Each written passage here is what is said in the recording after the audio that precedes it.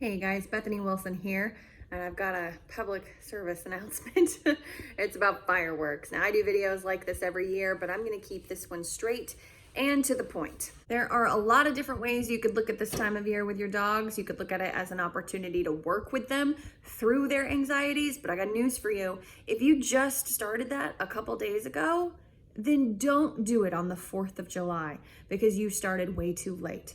When you work on firework issues with your dog, you need to be working with them actively for weeks or months in advance on many different things, not just fireworks specifically, but just doing hard things, leading your dog through tough situations, targeting, going to Lowe's, being on carts, being on things that move, loud noises. Have a really great heel with your dog. You need to make sure the foundation is in place on top of working on noise stuff.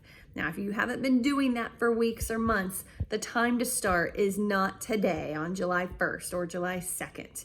You need to be looking more into how to make your dog comfortable as possible during the 4th of July fireworks.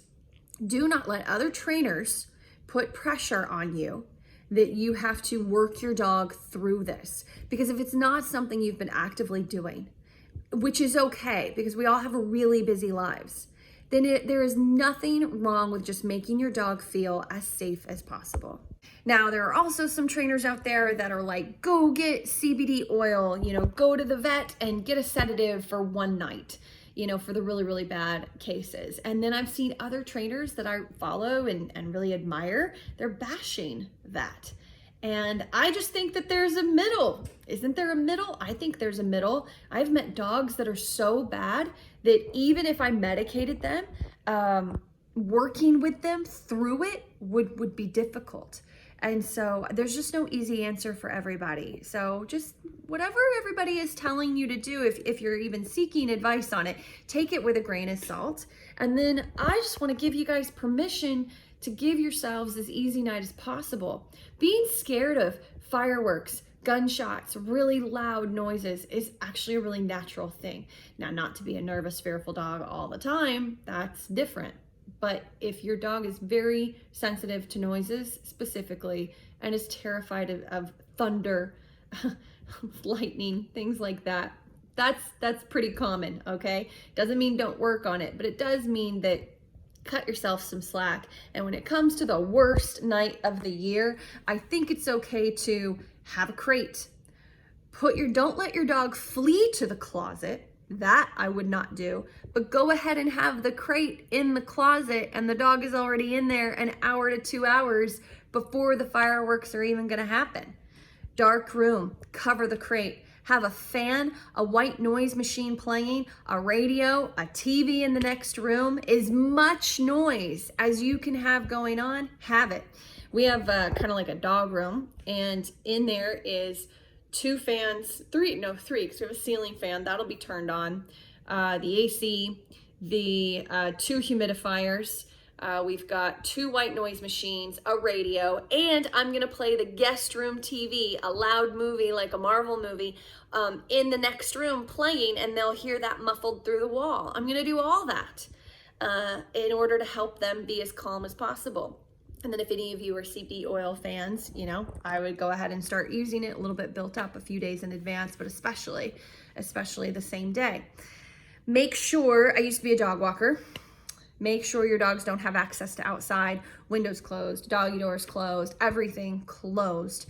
And even be careful, like if you're doing a potty break, people will do fireworks early. They'll do fireworks on the 3rd, 5th, and 6th.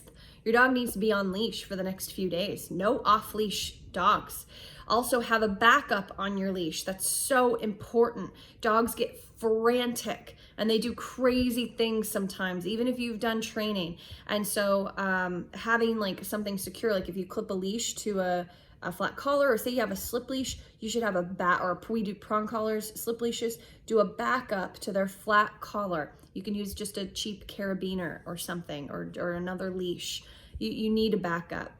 I was a dog walker for years, and I also worked in rescues and shelters, and it's one of the worst days of the year for loose dogs. Why do you think that is? Keep your dogs out of your yards, guys. Keep them in the house. Better yet, keep them crated. in the quietest place that you can. We even, for really tough cases, we have a bathroom in the center of our home with a crazy loud fan, and we'll put a dog in there.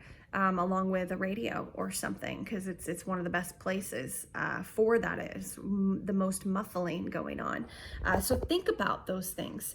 I had an apartment that I used to have a little place under the stairs, and that was always a really good spot. I put carpet over it as well. That was always a really good spot to muffle those noises.